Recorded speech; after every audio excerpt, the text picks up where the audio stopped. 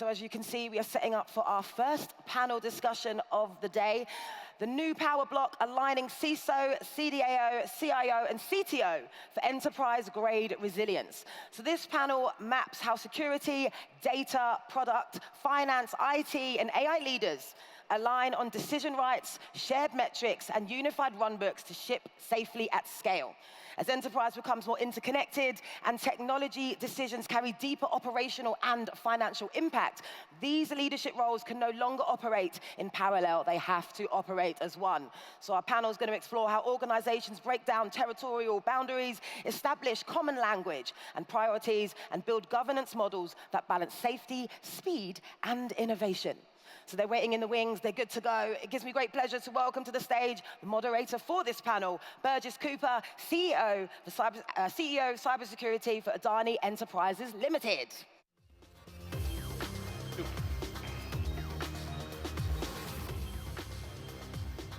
Hey, Black Hat, great being out here. Thank you. I'll call on my fellow panelists. Let me invite Pedro Uria-Recio, Chief Data and AI Officer. Welcome, Pedro.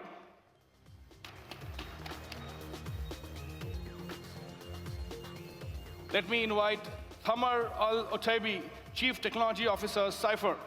Welcome home, Thamer. Pleasure. Next, we'll call Roya Gordon, Chief Information Security Officer, Renewable Energy. Welcome, Roya. And then Prabhath Karanth, CISO and CIO, Greenlight. Welcome, Prabhath.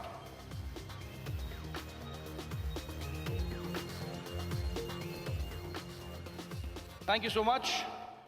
Great being out here. Thank you, Black Hat, esteemed panel. The new power block, the combination of a CISO, CIO, CTO, CDAO, and many more.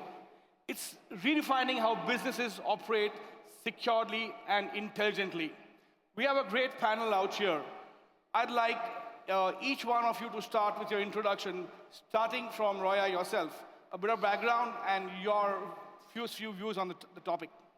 Hi, everyone. So I work for a global renewable energy company. However, I'm the CISO of our North American region. So I have about 90+ sites across the United States and Canada, consisting of solar, wind, battery farms. We also have a trading business as well, and I'm responsible for the cybersecurity of all of that, on top of IT security and awareness and training. A little bit about my background. I started my career at a nuclear laboratory, focusing on power grid cybersecurity, nuclear cyber, and pipeline cyber. I was in consulting for a bit, consulting to all the big oil and gas companies on ransomware resilience and threat intelligence. Was a vendor for a bit, actually saw some vendor companies I used to work for out on the exhibit halls. That was pretty fun, and now I'm here as a CISO with a strong OT background to ensure the business continuity and the security of all of our generation assets. Thank you, Roya. From a nuclear background to a CISO, wow. A pleasure to have you out here. Prabhath, from your perspective, your background. Thanks, Burgess. Hey, folks, pleasure to be here. It's first time in Riyadh, just awesome to be here. Thanks for having me. This is Prabhath. I am the CISO and CIO at Greenlight. Greenlight is a fintech company that is focused on family tech and family finance based in the US. So I have a very interesting role. I'm responsible for all of cybersecurity. In addition to that, I also run our platform engineering and operations, IT, and our data function as well. Prior to this, I was a CISO at a fintech and a travel company called Navan Trip Actions, which is a global travel company. And prior to that, I spent a decade at Adobe. And prior to that, did some consulting. So it's a combination of consulting and industry background, with security being the common theme, and eventually moved to the business side now. Yeah. Thank you, Tom. From an Adobe to a CISO and a combined role of a CIO. Looking forward to your views. Thamer, from your perspective, your background. Assalamu alaikum. You've been into consulting and industry, yes. Both sides, so the best of both. Yeah, thank you. Assalamu alaikum wa rahmatullah. Hello, everyone. I'd like to start with welcoming our guests here, all of them, especially those who came from outside the country. So welcome to our beloved country, the Kingdom of Saudi Arabia. welcome to your second home, including my guests here. You're welcome to your home. So I'm currently the Chief Technology Officer, okay, working for Cipher, Cybersecurity Group.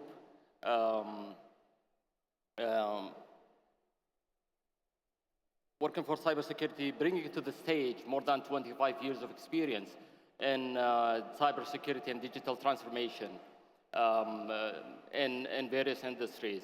Before joining Cipher, I was the CIO of SAMI Group. Prior to that, I was the CIO of Nomac Aqua Power, and also before that, I was the CISO of Sadara Chemical Company. Thank you. Thank you. So earlier in my journey, I had the privilege of for being part of the team who established STC's Security Operations Center back in 2002, and that role shaped my my journey in cybersecurity and digital transformation. Thank you very much. Glad to be here. Thank you, Thamer. Great consulting industry, and look forward to your views. Pedro, from your perspective, your background, you have McKinsey, you've been into multiple roles. Such a pleasure to have you out here. Your quick background. Well, so first of all, it's such a pleasure to be in Saudi Arabia. This is the second time I come here, and I hope I will be coming many other times. I am a Chief Data and AI Officer, currently in a bank in Southeast Asia. We operate across all the different countries of Southeast Asia. And before, I have been Chief Data and AI Officer in 2 telcos, also in Southeast Asia. And prior to that, I was a McKinsey consultant, and I also work on data, analytics, and these kind of things. So I am here in this panel representing one of the legs of the Power Bloc, which is the Chief Data and AI Officer, and how we can work together with CISOs, with CTOs, CIOs, in order to solve the problem of cybersecurity, right? Which is very important in many industries, probably particularly in financial services, but it applies to all the industries. Sure, Pedro, great. My name is Burgess Cooper. Well, thank you, Black Hat. Great country to be out here. Very enthusiastic to see. I've been the CEO of a company called Adani. In my previous life, I was a cyber leader at EY before being a CISO at HSBC and Vodafone. To dive in the panel, the Power Bloc, CISO, CIO, CDAO, technology is changing rapidly.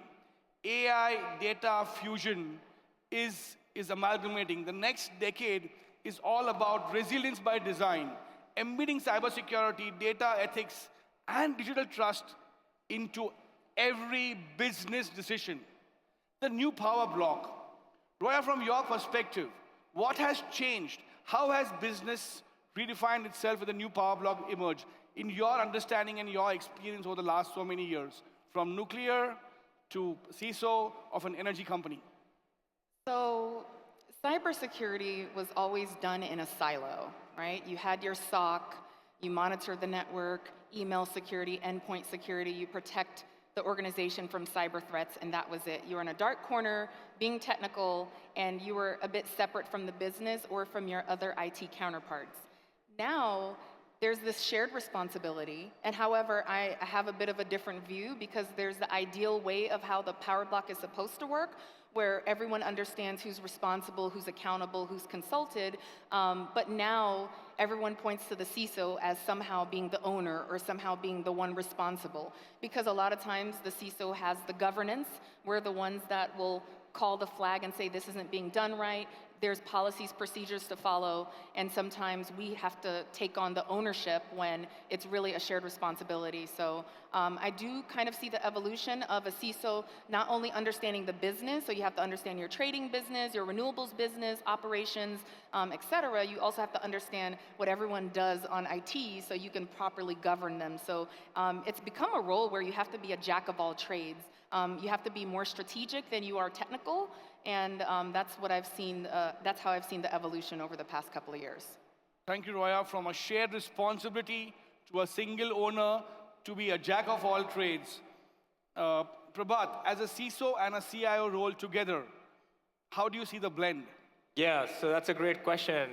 As part of my CIO responsibilities, I run all of our platform engineering and operations, things like site reliability engineering, cloud infrastructure, all of that.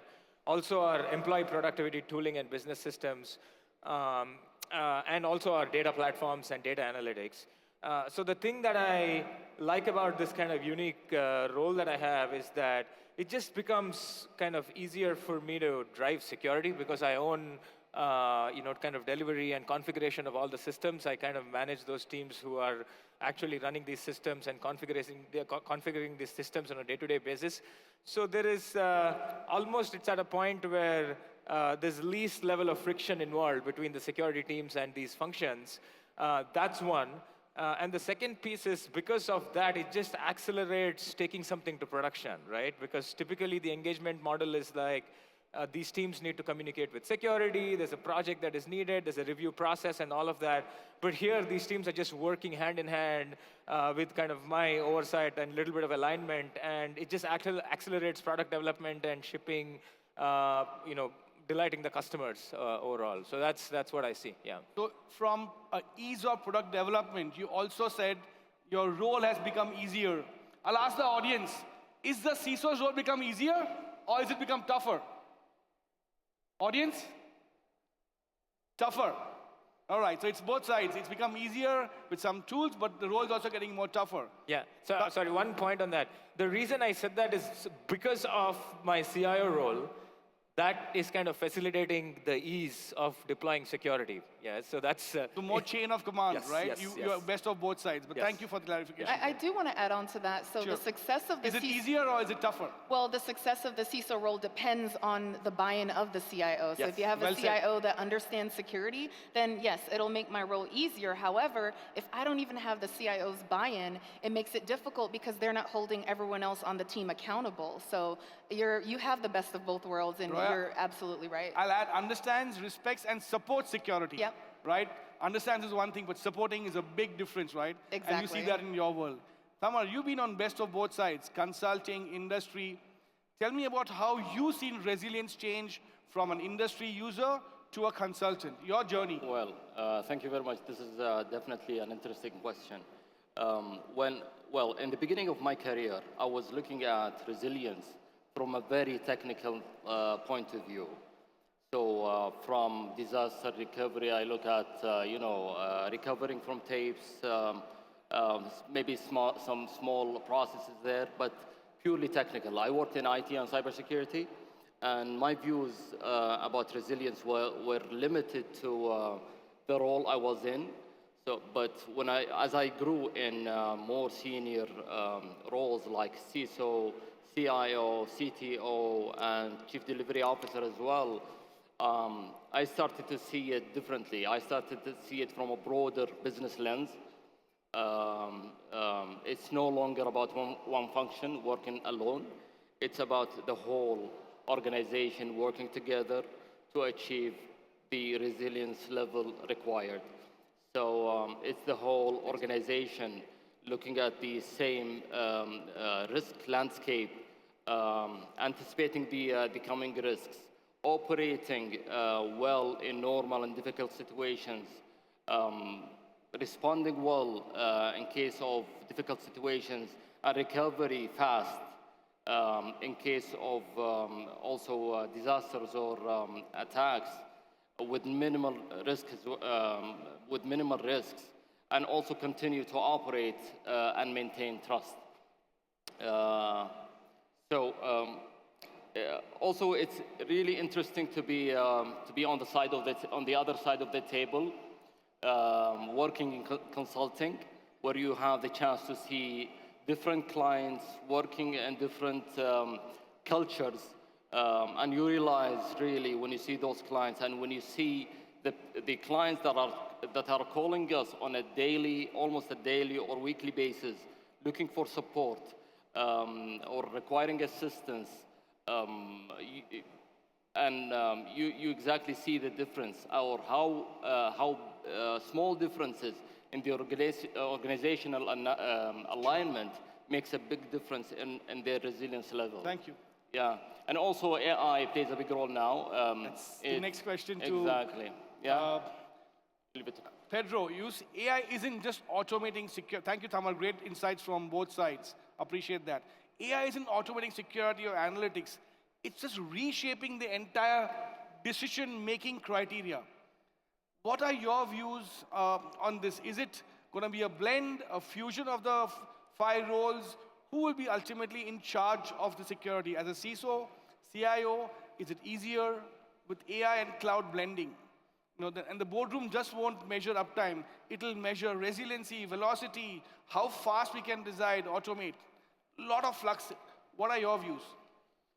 Well, I think the boardroom does not want to get 4 reports about security. The boardroom does not want to get one report from the CISO about cybersecurity risk, another one from the Chief Data and AI Officer about the risk in AI, or how analytical models are able to detect alarms. They don't want to get another report about operational risk from CIO. They want to get an integrated view. They want everybody to work in a team so that they have an integrated view of all the technology risks together, right? Artificial intelligence is becoming a huge tool that you can use in order to reduce this risk. So it can be a shield that protects you from this risk, but at the same time, it can be also a sword that is creating more risk, because at the end of the day, what AI is doing is increasing the surface in which those attacks can happen, because now they can happen in LLMs, they can happen through prompt injection, they can happen through a number of technologies that expand the surface where these things can create problems. And additionally, artificial intelligence can be used by many hackers, many adversaries to create attacks. Sure. Prabhath, resilience is now defined in metrics as time to detect, response, uptime, RTO, RPO.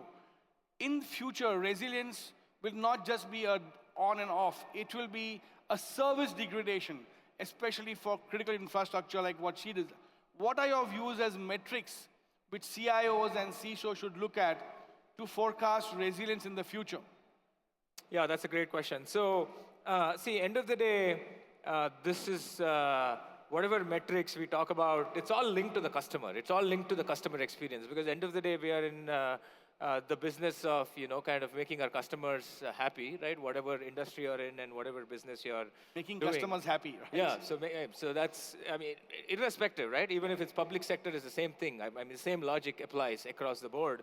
Some of the metrics that become critical from that perspective is like CSAT, right? Customer satisfaction score of using your application or your service delivery or whatever that is. And then I would say that the future is going to be all about business metrics that will be further linked to technology metrics in the back end, right? So it's a customer satisfaction score linked to things like, Is it tech linked to business or business linked to tech? Business to tech. Yeah, it's going to be the other way around. That's at least how I see the world changing, especially with AI. And then technical metrics, I don't want to bore the audience. I mean, you mentioned a few RTO, RPO, but there are so many things like uptime, Correct. resiliency. That's all of today those, in the future. Yes. Yeah. All right. Thamer, from your perspective, you've been in roles. Have you seen a conflict? And how have you resolved that? Conflict is today an essential part of business. Have you been in a conflict, and what is the way you resolve that? Okay, thank you, Burgess. Well, I tell you, conflict will always happen. It will never stop. And this It's is part of required. the, this is healthy and required for the business to run smoothly and beautifully. I mean, it's completely normal for business to have, or for each role to have different priorities. So each role will have different priorities, and as part of the normal business dynamics, these roles may align and may pull in different directions. And this is completely normal and healthy, as I said, and this is where true leadership kicks in.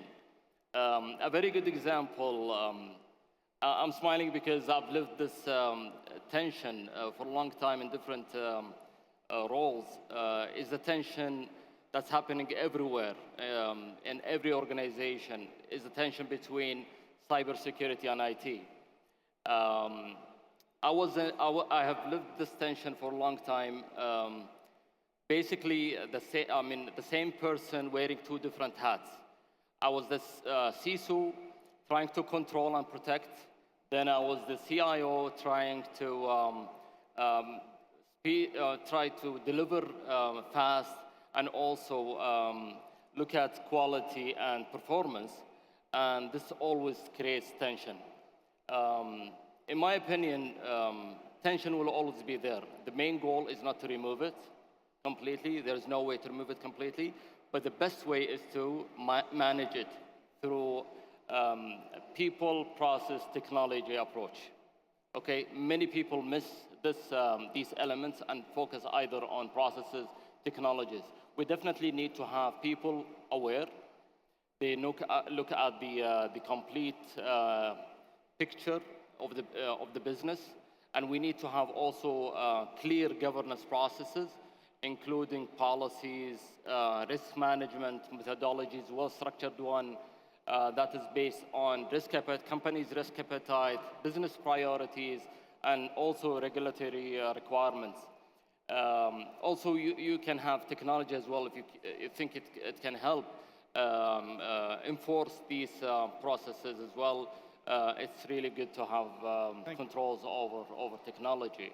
Thank you, Thamer. Yeah. Yes, friction will be there, required, essential so. Roya, from your perspective, geopolitical fragmentation and AI acceleration will definitely extend beyond the enterprise borders. Countries and companies are actually utilizing technology, whether it's AI models, it's quantum, it's encryption, to their advantage, right? What will the leaders of tomorrow have to deal with from a perspective of resilience to look at the next generation of geopolitical situations? So, as I mentioned before, being a CISO, you have to understand every part of the business, not just IT, but your different business functions. Now that extends to your third parties. So for example, and everyone has a security questionnaire, we have something called a security assurance plan. It's a list of about 100 questions that we give to anyone we do service with or business with, whether it's services, whether it's technology. We want to understand how secure are you, what are your policies, if you were hit with some type of cyber incident, will you notify us?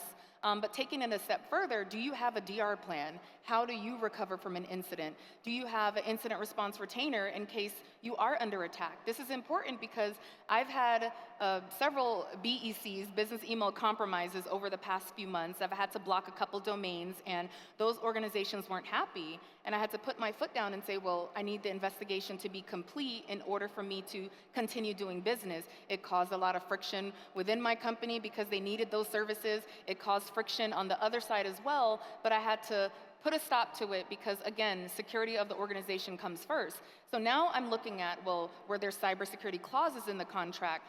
Do their tools have AI? Because maybe when I did the security assurance plan, AI wasn't considered, but now that they've developed AI capabilities, we didn't go back and re-ask some critical questions. So now we're revamping our security assurance plan. We're including questions about AI. We're also looking into post-quantum decryption. I know that's kind of something we're a bit ahead, but we should start talking about it now. And thankfully, my scope is in North America, so I'm not the global CISO. However, we have supply chain in different parts of the world, and there's now, I'm flagging, okay, where is this part coming from? Did we do any assessments on it? And there's certain policies in the United States that prevent us from doing business with certain countries that now is going to affect the supply chain. So yeah, you have to understand geopolitics. You have to understand what your third parties are doing. You have to embed all these clauses in the contracts. And where they are based and how they support you. Yep. Yep. Thank you. So well said. You said you're the CISO for North America. Do you think the CISO, global CISO, will have a much tougher role? Oh, absolutely. Would you envy that position someday? Yeah, one of these days. God willing, you get that. Pedro, over to you. Thank you. I appreciate. Enterprises need to move beyond the organization's silos and the isolated excellence to better integrate cyber, data, and tech. A previous speaker said that earlier data was the new gold or new oil. Today, data is the new uranium. It's expensive, but it can burn you if you don't dispose it well, if you don't handle it well. So very well said by a previous speaker from the Dutch Railways. If you had to redesign a system from scratch, with your consulting background, with your analytics background, your AI background, what will a resiliency, future-proof system look like in the next few years? Tough question. I think the key to have a resilient system or a resilient governance approach in data and AI is standardization. You cannot afford to make decisions on the fly, particularly if there is a crisis. You need to have a playbook that is predefined about how you are handling data and AI governance, about how you will handle an incident. And that playbook, ideally, should be coded in the pipelines, in the data pipelines. It's not something that you have to decide in meetings, in committees. It has to be coded, right? So this will be some of the things that I will do, together with creating KPIs that align. We were talking about the KPIs before. KPIs that are aligned across technology, data and AI, and CISO, that allow all these three parties to work together. Roya, back to you. Since you said it will depend on supply chain, beyond the four walls of your company, if you had to look at a position-based title, what will the Power Block look like 5 years from now?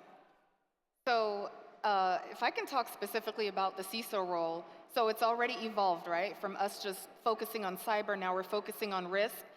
Because we sit in between, I think the role is going to evolve into maybe cyber risk officer, because that just seems to be what we're doing now. We're merging Cyber risk officer. Yeah. That's a new title, guys. I'm just saying, in 5 years, if that becomes a thing, just remember that you've heard it here first.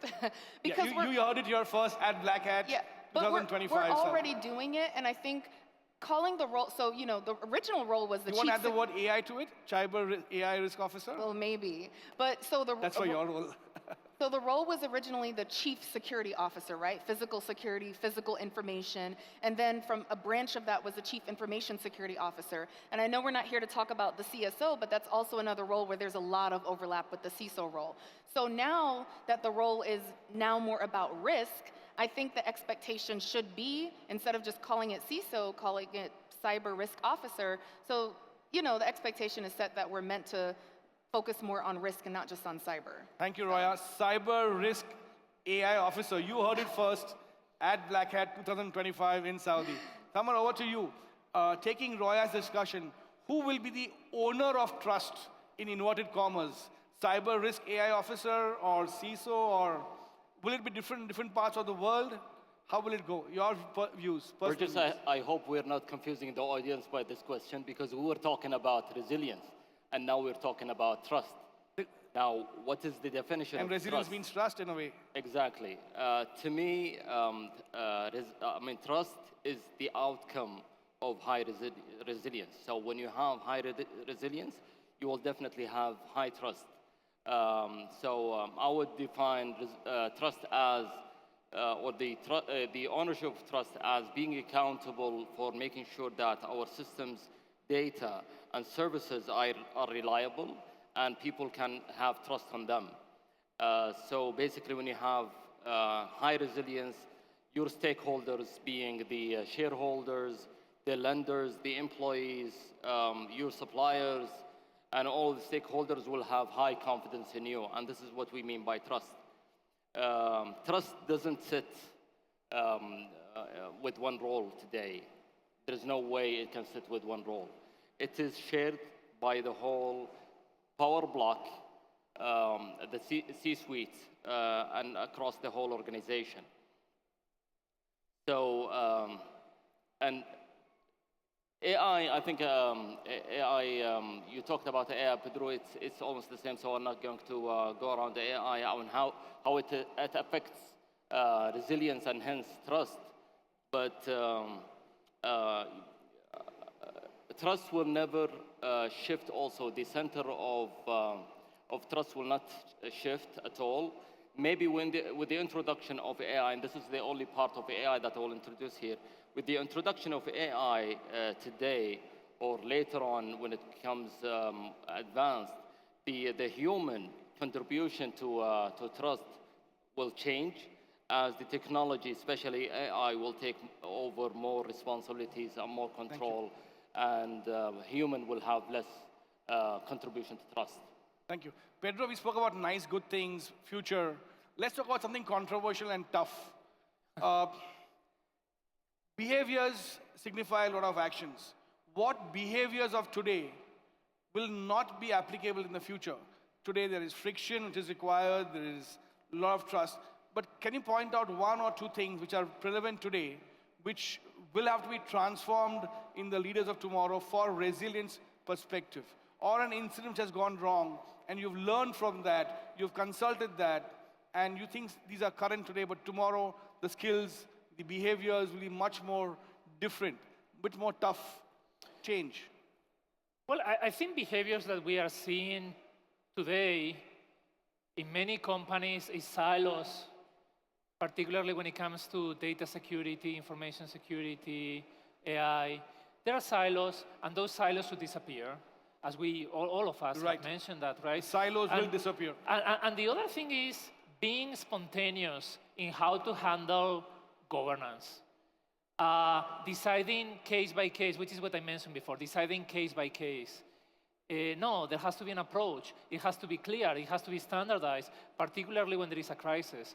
That degree of spontaneity, I think, is something that has to disappear. I can understand that now AI is relatively new, so many companies don't know how to handle it, but that has to be standardized. And I think this is very important. That standardization can only come if all the stakeholders are able to have not only a very deep level of expertise in their area, but a common level of knowledge across the other areas. Otherwise, you will have to keep running the silos, and you will have to keep solving problems case by case. Well said, Pedro. Silos will disappear, solving problems, and as Roya Gordon mentioned, the Chief Technology Security Officer will emerge. Prabhath, your views? Yes, go ahead, Roya. Well, I just want to add on a little bit more controversy to that. I like that. So I almost think that... Can't be a sweet panel, has to be controversial. I almost think that the CISO needs to be outside of IT. And just from experience, the CISO, because we're consumed with IT, we seem to be the one that assumes all of the risk. However, we're the ones policing the activity. So I think if we're separated from IT and we can really be a governing body for IT and maybe aligning more with finance or even with the chief risk officer, if not all organizations have that, I think that's a better suited position for the CISO role. Because if you're consumed under the CIO, everyone just points to, well, cyber should have told us to do it more securely. And again, I'm just speaking from experience, not just from me, from other CISOs I converse with. And we're trying to break away from being the person that gets blamed for things not happening to, we need to police and hold the other teams accountable. And I feel like the only way of doing that is just to break out of IT. Roya, that's controversial. Prabhath, you are playing both the roles. Yeah. And she's saying, give up one of those roles. Which one do you give up? Yeah, so... who gets blamed more, CIO or CISO? So I agree with most of the things that have been said, and I don't want to repeat it, but I would like to talk about the aspect of leadership here. I feel like leaders who take extreme ownership and who operate like, okay, this is their company, right? Irrespective of titles and silos will succeed in the AI era, because the lines are getting blurred, irrespective of titles, CIO, CISO, CTO, everything is getting blurred. It doesn't matter. Titles don't matter. But if you take extreme ownership, behave like ownership matters. Titles don't. Well said. Yeah. Let's, as we close, last 30 seconds of comments, starting from you. Resilience 2030 Black Hat year, same place, same time. What will it look like? It is no silos, ownership, less friction, more AI, chief tech officer. I'm just summarizing the points. You'd be on panel, the same panel. I will say that I'm following up with another question, who is in charge of resilience? Who is in charge of trust? I will say, what I would like to change is that the CEO is in charge of trust. Wow. And that is particular, I mean, that's a must in financial institutions. Financial institutions are only selling trust. That's the only thing a financial institution sells. So in many industries, I believe, the ultimate guarantor of trust has to be the CEO. Well said, Pedro. The CEO is in charge of trust. The ultimate currency is that. Thank you. Well said. Well summarized. Thamer, your closing comments. I think you guys covered it very well. But maybe the only thing that I foresee will happen in the future is the advancement in technology. Quantum computing, Y2Q will definitely influence how we govern resilience and how we support the technologies behind it. Thank you, Thamer. That's probably it, yeah. Prabhath, your closing comments. Yeah. So in most of our organizations, whatever tasks and activities and work that people do right now, AI agents will be doing that. So the whole workforce is going to get redefined, and that will create a unique set of risk vectors and threat vectors and technology vectors. So Keep guys like you in more demand as a CISO. Thamer, your All right. Roya, So closing hopefully, comments. hopefully in 5 more years, there's more transparency. I think that a lot of teams try to hide from security because they don't want guardrails and they don't want roadblocks. But I think if a project is being started or a new tool being developed, bring cybersecurity in from the beginning and secure these things by design. Thank you. Secure by design. Great panel. I'll just sum it up. The future enterprise won't be defined by silos or job titles. It will be designed by collaboration velocity. AI will make the system smarter, but leadership alignment will make the companies more resilient. And as you said, trust will be the currency, and the CEO will own that going forward. Thank you. With that, we come to a great panel discussion and great end. Much appreciate. Super points. Looking forward. God bless. Thank you. Awesome. Thank you.